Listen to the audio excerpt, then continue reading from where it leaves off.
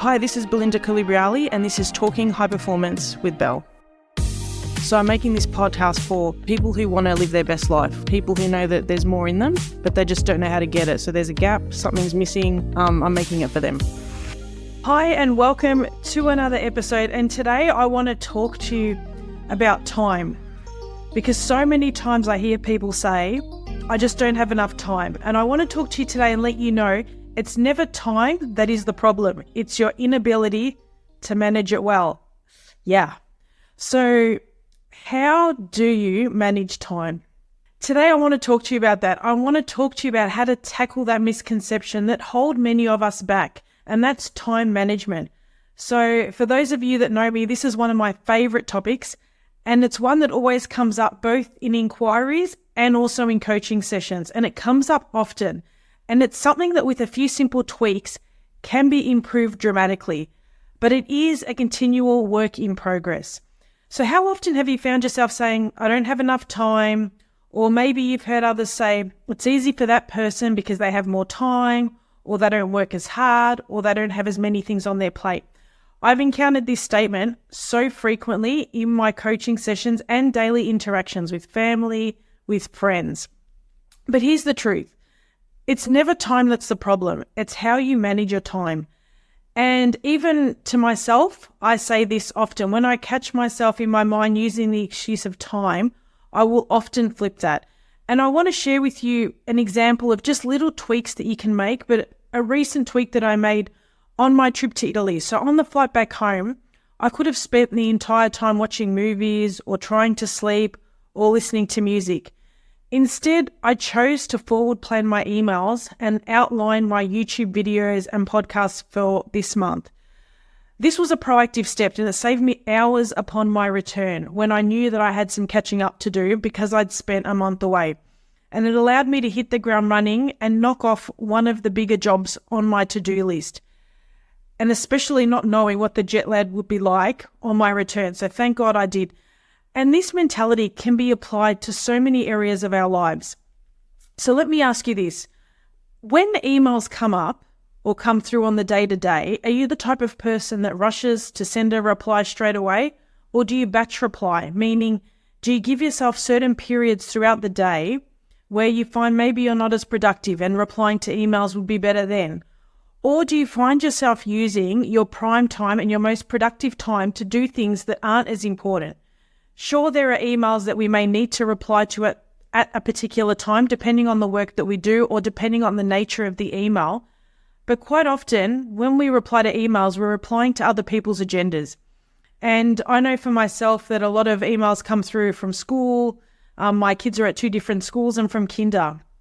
And I know that a good time for me to do these emails, because they're important, but often not urgent, is when I'm waiting at school pickup on the side of the road. So I'll read the school newsletter, or I'll pop dates in my calendar for personal appointments, or, reminding me to bring a gold coin, or it's pajama day, or whatever it is. But the thought of doing this during the times when I'm most productive, to me feels like a waste of time, and it just feels super unproductive. And when we use our most productive time focusing on little things like this, time slips away. So it's not time that's the problem, it's how can we better manage what's on our to-do list to move us forward. And this leads me to talking about the 24 hours in the day. We all have the same 24 hours in the day, and the difference lies in how effectively we manage those hours. Some individuals seem to always get ahead, and you'll see them, while others tend to lag behind. And the key is quite often in their approach to time management and how they structure their workload. If they forward plan, if they have a morning routine that works for them, and their focus on their projects and their focus on the steps that they need to get them to where they need to be. But in order to manage our time better, we need to want to, and we need to cut out the excuses, or we need to cut out playing victim in certain parts of our lives. And some people don't know how to do it better, and that's okay, and they need people to help them and to encourage them. Some people also enjoy the attention that not enough time or I'm too busy brings. So unfortunately, I'm not talking about those individuals today, as that's another topic, but I want to talk to you about if you want some tools or some tweaks that you can make in your day to get those bigger rewards. And I want to help you today and give you a head start by giving you 5 questions that you can ask yourself on a day-to-day or in life to both evaluate your time management skills, but also to let you know where there's areas for growth that maybe you need to be focusing on. And this will allow you to work out how much time you can direct in a more positive way. So if you have a pen and paper, or you have a notebook, or you can even write this down on your phone, or you can refer back to this later. But I want to ask you questions, and I'd love you just to write this down just to see how it can help you in your own life moving forward when it comes to time management. The first one is, how much time did you waste this week or last week on social media? And by waste, I mean it's okay to browse if that's what you want to do for a certain amount of time. But how much time did you actually waste? Because social media can be a huge time sink if we don't manage it properly. So tracking the minutes, the hours, or the time that you spend scrolling is a really important factor if you want to know where some of your time is going, because I can guarantee this is an area that we can all improve, including myself. Question 2 is, how much time did you spend watching TV instead of moving your life forward? Now, entertainment is important and unwinding is important. And so I'm not saying not to do that, because one of my favorite things to do is when my kids go to bed, just lie on the couch and watch some trash TV, the complete opposite of what I do during the day. And for me, that helps me unwind. But I want you to think about the hours you spend in front of the TV.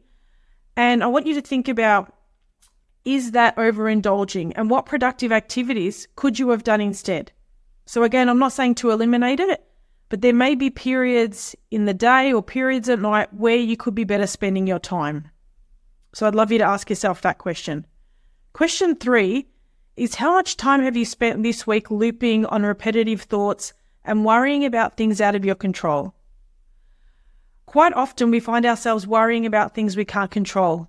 How will other people respond? Will they respond? What will they do in that particular situation? And it takes a lot of mental energy from us and emotional energy. So reflecting on how much of your week was lost due to these thoughts can be really powerful. You know, what can we control? We can control our character. We can control our outlook. We can control our desire to bring new things into our lives. But there are certain things that we can't control. And so spending time thinking about that is a waste of our time. So that's question 3. Question 4 is, how much time have you spent procrastinating or lying in bed after the alarm has gone off instead of jumping straight out? And when we came back from Italy recently, this was a bit of a struggle to get me going. It took a few days. But the morning sets the tone for the entire day. So calculate the time wasted in bed and think about how starting your day earlier or more energetically or being more proactive or jumping out of bed as soon as the alarm went off could improve your productivity for that day. And how would that help you with time? So that's question number 4. And question number 5 is, when you add questions 1 to 4 together, so the answers from question 1 to 4, what is the total time you've wasted this past week? And what could you instead have done with that time? That's a big one. So if you feel this is an area that you struggle with and you want to get better at managing your time, feel free to book a call and let's spend a couple of hours helping you to take back control in your personal and professional life, because time management is something that I'm passionate about. So remember, living a high-performance life is about thriving, both personally and professionally.